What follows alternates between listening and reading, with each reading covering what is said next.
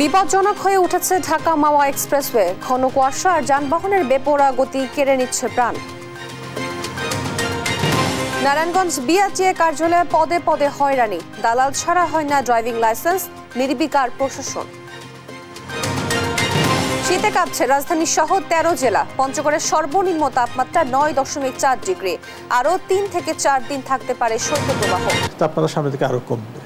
তারিখ পর্যন্ত কুয়াশার যে ঘন ঘটা, তো কুয়াশাটা এরকম কম বেশি থাকবে করে, তবে ৭ তারিখের কুয়াশার ইয়েটা কেটে যাবে।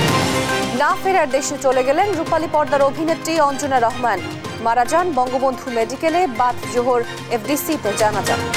এবং ফের উত্তাল ভারতের মণিপুর রাজ্য। কেন্দ্রীয় নিরাপত্তা বাহিনীর সঙ্গে কুকিদের দফায় দফায় সংঘর্ষ, আহত অর্ধশতাধিক। দেখছিলেন শিরোনাম সংবাদ সকালে, আপনাদের সঙ্গে আছি আমি তোয়া আফরোজ। এবার বিস্তারিত। ঘন কুয়াশা ঢাকা মাওয়া এক্সপ্রেসওয়েতে প্রতিদিনই ঘটছে দুর্ঘটনা, বাড়ছে প্রাণহানি। শঙ্কা নিয়ে গাড়িতে চড়ছে যাত্রীরা। ঘন কুয়াশার পাশাপাশি যানবাহনের বেপরোয়া গতিকে দুর্ঘটনার কারণ হিসেবে দেখছে ফায়ার সার্ভিস। দুর্ঘটনা এড়াতে চালকদের সচেতন হওয়ার পরামর্শ তাদের। সহকর্মী সুমিত সরকার সুমনের রিপোর্ট, জানাচ্ছেন তারেক মাহমুদ সুজন। ঘন কুয়াশায় বিপজ্জনক হয়ে উঠেছে ঢাকা মাওয়া এক্সপ্রেসওয়ে। বেগ পেতে হচ্ছে গাড়ি চলাচলে। প্রতিদিনই ঘটছে একাধিক দুর্ঘটনা, বাড়ছে মৃত্যুর মিছিল। গেল এক সপ্তাহের মধ্যে এই এক্সপ্রেসওয়েতে দুর্ঘটনায় ঝরে ১০ জনের প্রাণ, আহত হন অন্তত ৩০ জন। যত্রতত্র পার্কিং সহ ঘন কুয়াশায় লাইট না জ্বালিয়ে গাড়ি দাঁড় করিয়ে রাখায় দুর্ঘটনা বাড়ছে বলে মনে করছেন চালকরা। কোনো লাইট মাইট কিছুই নাই, কুয়াশার ভিতরে একটা গাড়ি নষ্ট হলে লাইট ইমার্জেন্সি জ্বালায় রাখার কারণ ওর দরকার হলো লাইট জ্বালায়।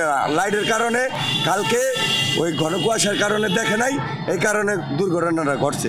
রানিংয়ে যাইতাছি, বামে খারাপ হয়েছে, ওইটা তো মনে করেন দেখতে দেখতে মনে হয় একটা গাড়ি মেরে দিতেছে ব্রেক করার আগে। এদিকে নিয়ম কানুন না মেনে বেপরোয়া গতিতে গাড়ি চালানোকে কারণ হিসেবে দেখছেন যাত্রীরা। ড্রাইভাররা বেপরোয়াভাবে গাড়ি চালায়, যার কারণে আমার মূলত যে অ্যাক্সিডেন্টটা বেশি হয়। তারা আপনার গাড়ির গতিসীমা যে এটা মানছে না।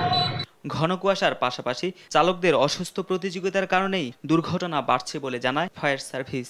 আর পুলিশ বলছে দুর্ঘটনা রোধে বাড়াতে হবে সচেতনতা। চালকদের একটা প্রতিযোগিতার মনোভাব থাকে, ওভার স্পিড, ট্রাফিক আইন না মানা, যান্ত্রিক ত্রুটিপূর্ণ গাড়ি বের হওয়া। স্ট্রেট রাস্তা, সোজা রাস্তা হয়ে যায়, বাংলাদেশের মধ্যে তো এরকম রাস্তা নাই। ড্রাইভার এই রাস্তায় উঠলে মহা উৎসবে গাড়ি চালানোর চেষ্টা করে। আমাদের এখানে স্পিড গান রয়েছে, স্পিড গানের মাধ্যমে আমরা মামলা দিচ্ছি, কিন্তু রাত্রেবেলা আমাদের গাড়ি নিয়ন্ত্রণ করার কোনো ব্যবস্থা নাই। পরিসংখ্যান বলছে ২০২২ সালের জুন থেকে এ পর্যন্ত এক্সপ্রেসওয়েতে ৯৯০টি দুর্ঘটনায় নিহত হয়েছেন ১৪০ জন, আহত হয়েছেন ১৪৪৫ জন। দুর্ঘটনা রোধে দ্রুত কার্যকরী ব্যবস্থা নেওয়ার দাবি সচেতন নাগরিকদের। নিউজ ডেস্ক, দেশ টিভি।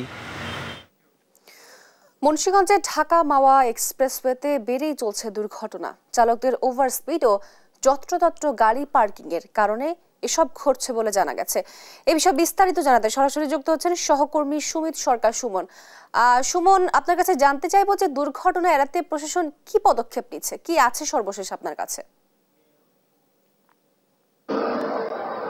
তো আপনি যেমনটি বলছিলেন, আসলে ঢাকা মাওয়া এক্সপ্রেসওয়ের কিন্তু ৫৫ কিলোমিটার কিন্তু এই সড়কটিতে কিন্তু আসলে প্রতিনিয়ত ঘটছে দুর্ঘটনা। এই দুর্ঘটনার কারণ হিসেবে আসলে আমরা অনেকের সাথে কথা বলে জানতে পেরেছি, এই কারণ হিসেবে আসলে এই চালকদের বেপরোয়া গতি এবং এখন যে প্রাকৃতিক দুর্যোগ ঘন কুয়াশা, আর আরেকটি কারণ হয়েছে যত্রতত্র আসলে এই চালকরা কিন্তু গাড়ি পার্কিং করে কিন্তু এখানে থেকে যাত্রী ওঠানামা করার কারণে কিন্তু এই দুর্ঘটনাগুলি ঘটছে বলে আমরা জানতে পেরেছি। এবং আমি হাইওয়ে পুলিশের সাথে কথা বলেছি, তারা যেটি জানিয়েছেন যে তারাও কিন্তু চালকদের সচেতন করার জন্য কিন্তু বিভিন্ন মাইকিং এবং গানের মাধ্যমে কিন্তু আপনার মামলা দিচ্ছেন, কিন্তু তারপরেও আসলে তাদের এই নিয়ন্ত্রণ করা যাচ্ছে না বলে আমরা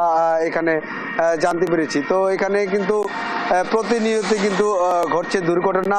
এবং এখানে কিন্তু আরেকটি বিষয় আপনাকে বলে রাখি যে এখানে যারা যাত্রী আছেন, যাত্রীদেরও কিন্তু সচেতনতার কিছু অভাব রয়েছে বলে আমরা এখানে জানতে পেরেছি। তারা কিন্তু আসলে যেখানে কিন্তু যেই বাস স্টপ রয়েছে সেইখান থেকে কিন্তু আসলে তারা বাসে না উঠে, যেহেতু এক্সপ্রেসওয়ে একেবারে সরাসরি চলে যায়, কিন্তু তারা কিন্তু এই ব্রিজের উপর থেকে কিন্তু এই যাত্রীগুলি ওঠানামা করে। আর এই যাত্রী ওঠানামা করার কারণে কিন্তু মাঝে মধ্যে কিন্তু এই দুর্ঘটনা ঘটে বলে আমরা জানতে পেরেছি। তো আমি এখন একজন এখানকার যিনি যাত্রী রয়েছেন তার সাথে একটু কথা বলবো, যে আপনি একটু জানাবেন যে এই সড়কে এত দুর্ঘটনার কারণ কি, একটু জানাবেন। আসলে এখানে যে বাসের যে আপনার যে ইগুলা চালানোর যে স্পিডটা এখানে 80 আছে, ওরা অনেক সময় তো অনেক স্পিডে চালায়, কার আগে কে যাবে এই একটা প্রতিযোগিতা। তারপরে আছে আপনার অনেক সময়তে এরা যে কোনো সময়তে যাত্রী পাইলেই যে কোনো জায়গায় বিচারা ব্রেক করে। পিছনে একটা বাস স্পিডে থাকলে দেখা গেছে তখনই সংঘর্ষটা হয়। আর এদের অনেক সময়তেই ড্রাইভার কি করে, আর লাইসেন্স প্রাপ্ত কিনা এটা চেক করাটা উচিত আমি মনে করি। যার জন্য তারপরে ঘন কুয়াশা আছে, ঠিক আছে, নানান দিক দিয়ে মিলিয়ে অ্যাক্সিডেন্টগুলো হয়। বিশেষ করে ড্রাইভারদের বলা উচিত যে এদের যে স্পিড দেওয়া আছে এই হাইওয়ে এইভাবেই চালানো উচিত, আর লাইসেন্স ছাড়া এই ড্রাইভারদের গাড়ি চালানো উচিত না। আর দ্বিতীয়তে গাড়ি চালানোর আগে অনেক সময় চেক করা উচিত ড্রাইভারদের যে এখানে বাসের কি কন্ডিশন আছে। আমি যাত্রী ওঠানোর আগে আমার চেক করা উচিত যে আমার চাকাগুলো ঠিক আছে কিনা, আমার স্টার্টিং ঠিক আছে কিনা। আসলে ড্রাইভারদের অনেক গাফলতি আছে যার জন্য অ্যাক্সিডেন্টগুলো বেশি হয়। আর ওদের যে কোনো জায়গাতে যাত্রী ওঠানোর জন্য ওরা ব্রেক করে দেয়, এগুলো দেখার উচিত। এটা যে আমাদের মনে করি হাইওয়ে যে পুলিশ আছে তাদের একটু চেক করা উচিত যে যেখানে সেখানে বাস থামায় কিনা, ঠিক আছে, এগুলা খেয়াল রাখাটা উচিত আমি মনে করি। আপনি আসলে তো আপনি যেমনটি শুনছিলেন যে আসলে যাত্রীরা কিন্তু বলছেন এখানে কিন্তু চালকদের সচেতনের অনেক বিষয় আছে আসলে এই মহাসড়কে। আর এই মহাসড়কে কিন্তু বিরতিহীনভাবে এই মহাসড়কে গাড়ি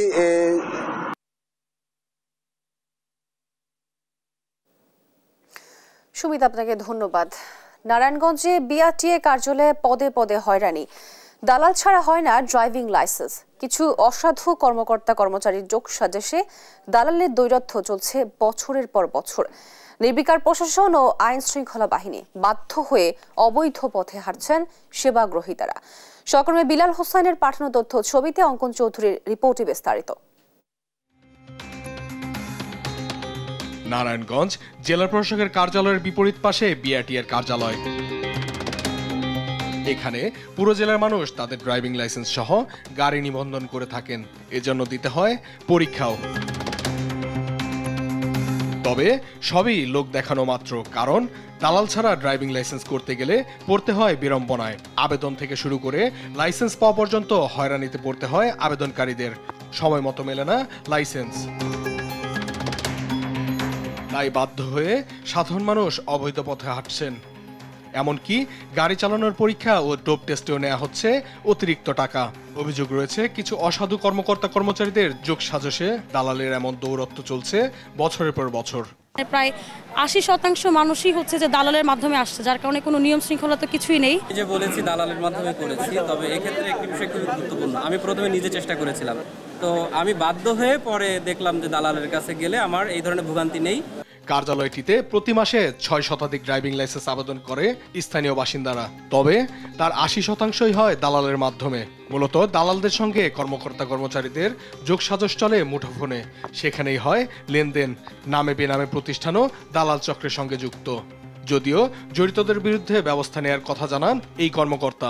আমার অফিসের কেউ কোনো দালালের সাথে জড়িত নাই আমি জানি, এবং যদি জড়িত পাওয়া যায় বা প্রমাণ সাপেক্ষে বের হয় অবশ্যই তার বিরুদ্ধে আইনের ব্যবস্থা নেওয়া হবে। আমি আমার সদর কার্যালয়ে তার বিরুদ্ধে লিখব যে ইনি জড়িত আছেন।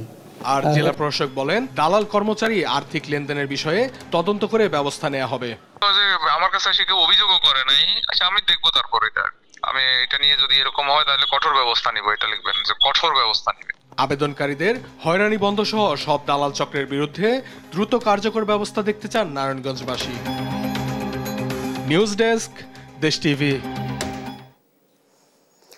তীব্র শীতে কাঁপছে দেশের বিভিন্ন অঞ্চল, বইছে কনকনে ঠান্ডা হাওয়া। এতে ব্যাহত হচ্ছে স্বাভাবিক জীবনযাত্রা। শীতের তীব্রতা বাড়ায় ভোগান্তিতে পড়েছে খেটে খাওয়ার নিম্ন আয়ের মানুষ। হাসপাতালগুলোতে বেড়েছে ঠান্ডাজনিত রোগীর সংখ্যা। আজ দেশের সর্বনিম্ন তাপমাত্রা পঞ্চগড়ে রেকর্ড করা হয়েছে 9.4 ডিগ্রি সেলসিয়াস। সহকর্মীদের পাঠানো তথ্য ছবিতে তারেক মাহমুদ সুজনের ডেস্ক রিপোর্ট। খড়কুটো জ্বালিয়ে শীত নিবারণের চেষ্টা। তীব্র শীতে জবুথুবু সীমান্তবর্তী জেলা চুয়াডাঙ্গা সাধারণ মানুষ, সীমাহীন দুর্ভোগে নিম্ন আয়ের মানুষ। শনিবার সকালে এ জেলায় তাপমাত্রা রেকর্ড করা হয় 12.4 ডিগ্রি সেলসিয়াস এবং বাতাসের আর্দ্রতা 97%। আবহাওয়া অফিস জানিয়েছে আরও 2 দিন সকাল সন্ধ্যা থাকবে কুয়াশার উপস্থিতি। পঞ্চগড়েও অব্যাহত আছে শীতের তীব্রতা। সকাল 9টায় এ জেলায় তাপমাত্রা রেকর্ড করা হয় 9.4 ডিগ্রি সেলসিয়াস। সূর্যের দেখা মিললেও বইছে কনকনে ঠান্ডা হাওয়া। এতে বিপাকে জেলার শিশু থেকে বয়োবৃদ্ধরা। মাগুরায়ও পৌষের শেষের দিকে ঝেঁকে বসেছে তীব্র শীত। উত্তরের হিমেল হাওয়ায় শহর থেকে গ্রামে শীতের প্রকোপে সাধারণ মানুষের জীবনে নেমে এসেছে স্থবিরতা। সেই সঙ্গে বোরো ধানের বীজতলায় ক্ষতিগ্রস্ত হওয়ার সম্ভাবনা দেখা দিয়েছে। ঠান্ডাজনিত রোগে সদর হাসপাতাল সহ বিভিন্ন হাসপাতালে বেড়েছে শিশু ও বয়স্ক রোগীর সংখ্যা। কুয়াশার কারণে মহাসড়কে হেডলাইট জ্বালিয়ে চলছে যানবাহন। এতে সড়কে বেড়েছে দুর্ঘটনার সংখ্যা। ভোলায় তীব্র শীতে বিপর্যস্ত জনজীবন। 2 দিন ধরে মিলছে না সূর্যের দেখা। এতে চরম বিপাকে পড়েছেন খেটে খাওয়া মানুষ। তারেক মাহমুদ সুজন, নিউজ ডেস্ক, দেশ টিভি। না ফেরার দেশে পাড়ি জমালেন জাতীয় চলচ্চিত্র পুরস্কার প্রাপ্ত অভিনেত্রী অঞ্জনা রহমান। ইন্না লিল্লাহি ওয়া ইন্না ইলাইহি রাজিউন। শনিবার বঙ্গবন্ধু শেখ মুজিব মেডিকেল বিশ্ববিদ্যালয়ে চিকিৎসাধীন অবস্থায় মারা যান তিনি। তার জানাজা শনিবার বাদ জোহর বাংলাদেশ চলচ্চিত্র উন্নয়ন কর্পোরেশন এফডিসিতে অনুষ্ঠিত হবে। ফজলি আদিত্যের রিপোর্ট, বিস্তারিত ডেস্ক রিপোর্টে।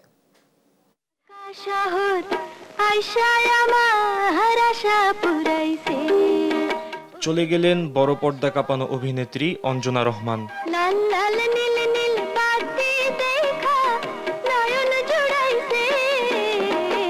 জ্বরে আক্রান্ত হয়ে টানা 10 দিন রাজধানীর একটি বেসরকারি হাসপাতালে অচেতন অবস্থায় ভর্তি ছিলেন তিনি।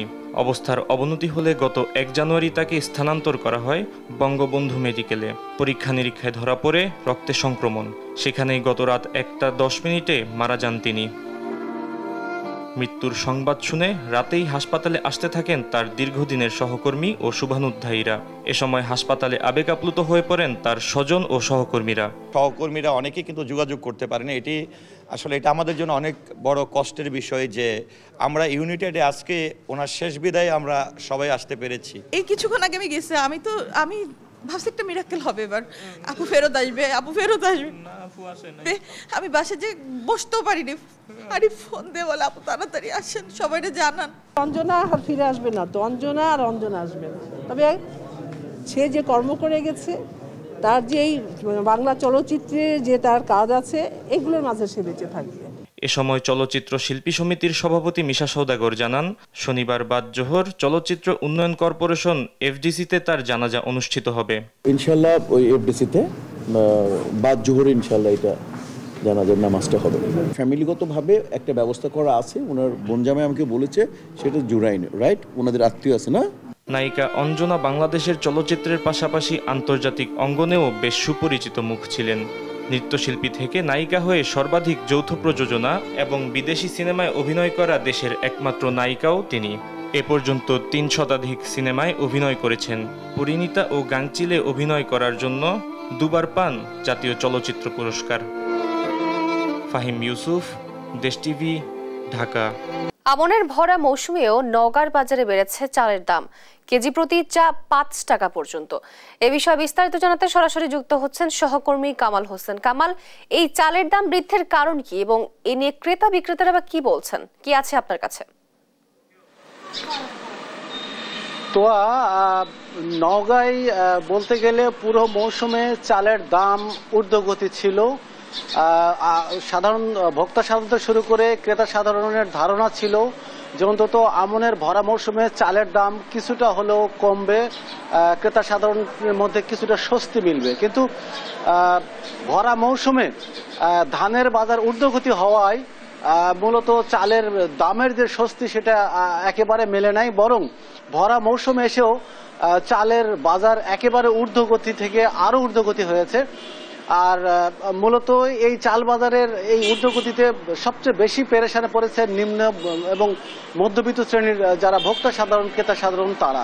অন্যদিকে ধানের দাম বেশি হওয়ায় সাধারণ কৃষক যারা ধান উৎপাদন করেছে তারা বেশ খুশি এবং ফুরফুরে মেজাজে আছে বলতে পারেন, এবং তারা নতুন উদ্যমে বোরো ধান করার জন্য উৎসাহ প্রদান করছে। কিন্তু এই এক মাসের ব্যবধানে নতুন করে চালের দাম প্রায় 5 টাকা কেজি দরে বৃদ্ধি পাওয়ায় সত্যি চরম বেকায়দায় ক্রেতা সাধারণ পড়েছে। আমি যদি আপনাকে আজকের বাজারের কথা বলি, স্বর্ণা 5 এবং বিআর 51 জাতের চাল আজকে খুচরা বাজারে বিক্রি হচ্ছে 58 থেকে 60 টাকা কেজি দরে, এবং জিরা শাল যেটা বিক্রি হচ্ছে সেটা 72 থেকে 75 টাকা কেজি দরে, এবং কাটারিভোগ বিক্রি হচ্ছে 75 থেকে 80 টাকা কেজি দরে।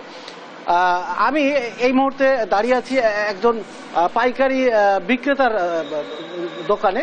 আমি তার সাথে কথা বলার চেষ্টা করবো যে আসলে এই ভরা মৌসুমে চালের দাম বৃদ্ধির আসলে কারণটা কি, আসলে কি কারণে চালের দামটা বাড়ছে?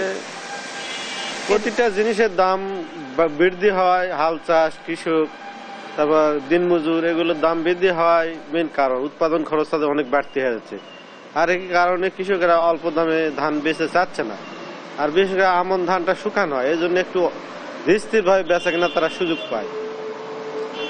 আর কিছু কারণ আছে, এখানে একটা ধান বেশ কিছু পর্যায়ে মিল মালিকের কাছে আসে, এই ক্ষেত্রেও কিছু দাম বাড়তি হয়ে যায়।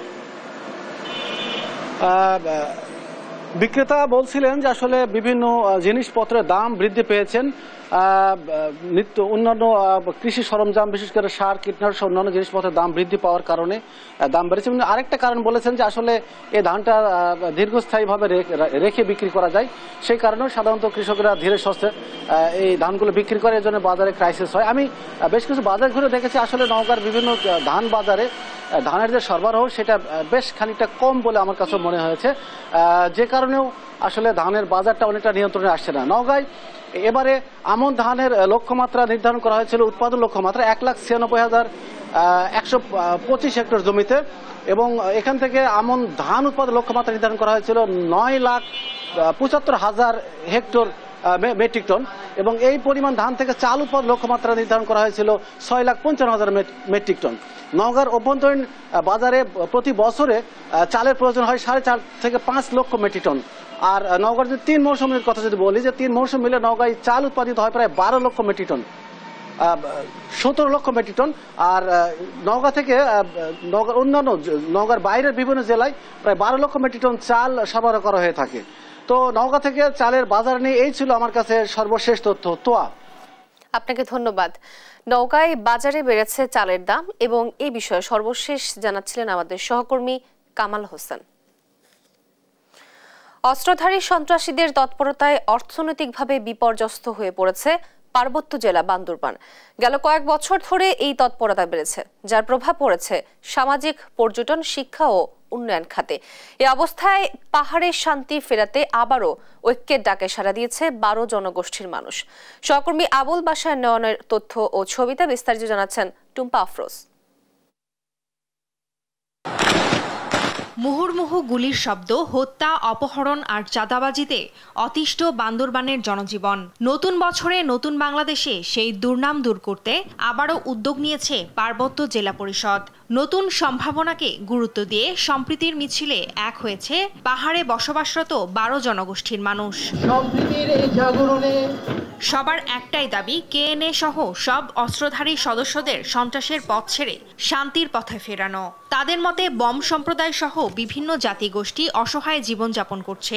এই সংকট নিরসন, শিক্ষা প্রসার, অর্থনৈতিক উন্নতি ও পর্যটন শিল্পের উন্নয়ন করতে হলে অভিমানী অস্ত্রধারীদের ফেরাতে হবে শান্তির পথে। পাহাড়ি বাঙালি মিছিল এরকম হয় না, কিন্তু এবারে মিছিলটা অন্যরকম, সবাই সম্প্রীতির মাধ্যমে মানে একসাথে মিছিল করতেছে, ভালো লাগতেছে। মূলত আমাদের সম্প্রীতির অনুষ্ঠানের একমাত্র লক্ষ্য হচ্ছে আমাদের মধ্যে যাতে কোনো ঝামেলা না থাকে, কোনো ধরনের ভেদাভেদ না থাকে। আমাদের এখানে বান্দরবনে বা আমাদের পাহাড়ি এলাকায় যে কোনো ঝামেলা হলে যেন আমরা সবাই মিলে একসাথে কাজ করতে পারি এবং সেটা সমাধান করতে পারি, এটাই হচ্ছে আমাদের মূল উদ্দেশ্য। বান্দরবান এলাকায় আমরা যারা আছি আমরা সবাই সুখে শান্তিতে সম্প্রীতিভাবে আমরা থাকতে বা বসবাস করতে চাই। জেলার সুনাম ফিরিয়ে আনতে সম্প্রীতির মিছিল ও ঐক্যের ডাককে ইতিবাচক হিসেবে দেখছেন স্থানীয়রা। উন্নয়ন, শান্তি ও সমৃদ্ধ পাহাড়ের মর্যাদার প্রশ্নে ঐক্যবদ্ধ থাকার ঘোষণা তাদের। আজকে সম্প্রীতির মিলন মেলার একটা করে দেওয়ার বা সবাই একসাথে হয়েছি আমরা, অনেক ধন্যবাদ। সবাই একত্রিতভাবে আমরা মিলন মেলাটা আমরা ঠিকমতো করতে পারছি। এই যে রাষ্ট্র পরিবার কর্তা হিসেবে যে দায়িত্ব নিয়েছে আপনাদের অভিমান ভাঙার জন্য বা আপনাদেরকে শান্তি সম্প্রীতির পথ দেখানোর জন্য আজকের এই সম্প্রীতির মিছিল, আপনাদের বলতে চাই এই সম্প্রীতির মিছিলে আপনারা আসবেন, আপনারা সে আগের মতো সুন্দর জীবনযাপন করতে আসবেন। নিজ জাতিগোষ্ঠীর পোশাক, বাদ্যযন্ত্র, ব্যানার, ফেস্টুন হাতে মিছিলে মিলিত হয় হাজারো মানুষ। শান্তির জন্য একসঙ্গে, সন্ত্রাসের বিরুদ্ধে একজোট, বম সম্প্রদায় শান্তি চায়। কেএনএফ সন্ত্রাসী, তারা বম নয় সহ নানা স্লোগান লেখা ফেস্টুন নজর কাড়ে মানুষের। এই মিছিল ছাড়াও পাহাড়ে অস্ত্রধারী সন্ত্রাসীদের কর্মকাণ্ড নিয়ে পথনাটক প্রদর্শন করা হয়। নিউজ ডেস্ক, দেশ টিভি। বাংলাদেশের সবচেয়ে লম্বা মানুষের তালিকার 8 ফুট 6 ইঞ্চি উচ্চতায় শীর্ষে ছিলেন কক্সবাজারের রামু উপজেলার জিন্নাত আলী। মস্তিষ্কে টিউমার আক্রান্তে মারা যান 2020 সালে। এবার ঝিনাইদহে 7 ফুট 2 ইঞ্চি লম্বা মানুষের দেখা মিলেছে। আসাদুল ইসলাম নামে 28 বছরের ওই যুবকের ওজন 105 কেজি। মহেশপুর উপজেলার শ্রীপুর পাবনাপাড়া গ্রামের ফজর আলীর ছোট ছেলে আসাদুল। সহকর্মী মেহেদি হাসান সবুজের পাঠানো তথ্য ছবিতে সালমা জাহানের রিপোর্ট। বয়স যত বাড়ছে ততই আসাদুলের উচ্চতা বৃদ্ধি পাচ্ছে। তাকে দেখতে নানা এলাকার মানুষ ভিড় করছেন তার বাড়িতে। একটু পড়লে পারে কোনো একটা চাকরি হয়তো পড়িনি, কাজ কাম ঠিক মতন করতে পারে না, টলি মালি চালাই খাই, মাঠের কাজ করতেই হয়। তাকে যদি সরকারিভাবে আর্থিক সহযোগিতা করা যায় তা মনে হয় ভালো হয়। মতো উচ্চলম্বা ব্যক্তি আমাদের এই ঝিনাইদহ জেলার ভিতরে নেই আর কি। তো সে যখন গাড়ির উপরে আপনার ওই ধান সাজায় তো তার অন্যরকম একটা পরিবেশ আসে, আর সে অনেক একটা মানে অন্যরকম একটা মন মানসিকতার মানুষ। গরিব ফ্যামিলিতে জন্ম তো ওনার, যে কাজ বাজ করতে খুব কষ্ট হয়, কৃষি ফ্যামিলিতে জন্ম। তা সরকারিভাবে যদি ওনাকে আর্থিক কিছু সাহায্য করা যেত আমার মনে হয় ভালো হতো আর কি। 6 ভাই বোনের মধ্যে আসাদুল ইসলাম সবার ছোট। যখন তার বয়স 10 বছর তখন থেকে হঠাৎ অস্বাভাবিক আকারে শারীরিক গড়ন বাড়তে থাকে। গরিব বাবার সংসারে জন্ম নেওয়া আসাদুল লেখাপড়া করার সুযোগ পাননি। বর্তমানে পাওয়ার টিলার চালানোর পাশাপাশি কৃষিকাজ করে সংসার চালান। চলাচল অসুবিধা একটু হয়, কেননা সে নাম্বা মানুষ অন্য কাজ করতে পারে না, গাড়িটা চালায়। এখন খাওয়া দাওয়া কম হয়ে যায়, মাথায় কোনো বোঝা নিতে পারে না। তার 1 নম্বর পারে খালি গাড়িটুকু চালাই আসে। এই সবাই মানে তার মুখও তাকাই থাকে যে এত নাম্বা কমতে হয়েছে। এরম দেখে ওই ঝিনাইদহ যায়, ওই মহেশপুর যায়, যশোর যায়, সবাই তাকাই থাকে। ঘর কিংবা কোনো দোকানে ঢুকতে গেলে প্রায় সময়ই মাথায় আঘাত পান তিনি। গায়ের পোশাক থেকে শুরু করে সবকিছুই বানাতে হয় অর্ডার দিয়ে। না করলে চলাফেরা করবো কি দিয়ে? কাজ তো কর্ম আমার এইটা, কর্ম করতে কষ্ট হলেও তো কর্ম করতে হবে। জামা কাপড় ভাই আমার মনে করেন সাধারণভাবে কোনো পাওয়া যায় না, আমাকে প্রস্তুতি নিতে হয় আগের থেকে, যে আমার চলতে ফিরতে কি কি লাগবে সেগুলো আমার আগের থেকে প্রস্তুতি নিয়ে তৈরি করে রাখি। চলাফেরার দিক থেকে আমি একটু মানে কষ্ট পাই, যে মনে করেন এখনকার যুগে যেভাবে আমি চলতে পারি না ভাই, এটা একটু মনে মনে কষ্ট পাই। ব্যক্তিগত জীবনে তিনি বিবাহিত, তার সংসারে 2টি ছেলে সন্তান রয়েছে। সরকারিভাবে আর্থিক সহযোগিতার দাবি স্বজন ও এলাকাবাসীর। নিউজ ডেস্ক, দেশ টিভি। দৃষ্টিজুড়ে হলুদের অপার সৌন্দর্যের সমারোহ। হলুদে হলুদে ছেয়ে গেছে ফসলের মাঠ। সরিষা ফুলের সোনালী আভায় মোড়ানো মাঠগুলো যেন পরিণত হয়েছে হলুদের গালিচায়। এমন নয়না ফিরান দৃশ্য দেখতে দূর দূরান্ত থেকে ভিড় করছেন দর্শনার্থীরা। সহকর্মী SM মইনুল হুদার পাঠানো তথ্য ছবিতে তারেক মাহমুদ সুজনের রিপোর্ট। এ এক অপরূপ দৃশ্য। দৃষ্টি জুড়ে হলুদের অপার সৌন্দর্যের সমারোহ। শীতের সোনালি রোদে ঝিলমিল করছে সরিষা ফুল, দেখে মনে হয় হলুদ বরণে সেজেছে প্রকৃতি। মাঠের পর মাঠ হলুদে একাকার, মাঝে সরল রেখার মতো সরু আইল, দুপাশে দৃষ্টির শেষ সীমা পর্যন্ত বিস্তৃত সরিষা ফুলের সারি। তাই তো পল্লী কবি জসিমউদ্দিন লিখেছিলেন, মাঝখান দিয়ে সরু বাঁকা পথখানি, দোষ দিও না কো ফুলেরা, তোমার ধরিলে আঁচল টানি। গাইবান্ধা জেলার 7টি উপজেলায় দেখা যায় নয়াভিরামির দৃশ্য, যা উপভোগ করতে প্রতিদিন ভিড় করছেন বিভিন্ন স্থান থেকে আসা নানান বয়সের সৌন্দর্য পিয়াসীরা। পরীক্ষা শেষে স্কুল বন্ধ, সেই জন্য বিনোদনের জন্য আমরা একটু এখানে বেড়াইতে আসছি ফ্যামিলির সঙ্গে। প্রতি বছরেই ঘুরতে আসি সর্ষে ফুলে, বড় ফুল সবাই মিলে ঘুরতে আসছি। প্রিয়জনকে নিয়ে ছুটে আসেন অনেকেই, সরিষা ক্ষেতের আইল ধরে হেঁটে ঘুরে ঘুরে দেখছেন তারা, স্মৃতি ধরে রাখতে তুলছেন ছবি। বিকালে অনেক ছেলে মেয়ে এখানে হই হুল্লা এবং ছবি টবি তোলে, অনেক অনেক আনন্দ ফুর্তি করে। বেড়ানোর মতো ছবি তোলার মতো সেরকম কোনো স্কোপ নাই, তাই আমরা এখানে এসে আমাদের খুব ভালো লাগলো। একঘেয়েমি জীবনে একটু সজীবতার আশায় ছুটে আসেন অনেকেই, প্রকৃতির সঙ্গে পরিচয় করিয়ে দিতে অভিভাবকরাও নিয়ে আসেন সন্তানদের। এখানে একটি প্রকৃতির মাঝে তারা বেড়ে উঠবে, তারা চার দেয়ালের মাঝে বন্দী থাকে, তারা প্রকৃতি দেখবে, প্রকৃতি থেকে শিখবে কিভাবে একটি ফুল থেকে একটি দানা হয়, দানা থেকে সরিষা হয়। ফ্যামিলি সহ আমরা এখানে দেখতে আসছি, এখানে অনেক পরিবার আসছে আপনারা জানেন এই বিনোদন নেওয়ার জন্য। সুন্দর একটা পরিবেশ, সুন্দর একটা অবস্থা এখানে বিরাজ করছে।